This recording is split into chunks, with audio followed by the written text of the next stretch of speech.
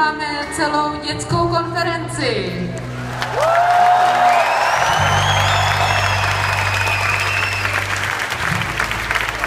Vítáme všechny děti ve věku 4 až mládežníky ve věku 15 let a hlavně děkujeme všem pomerančům, které mají stále šťávu.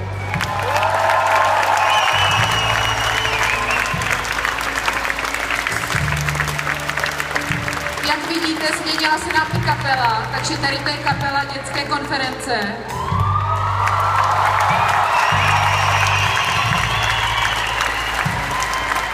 Ta má taky šťávu.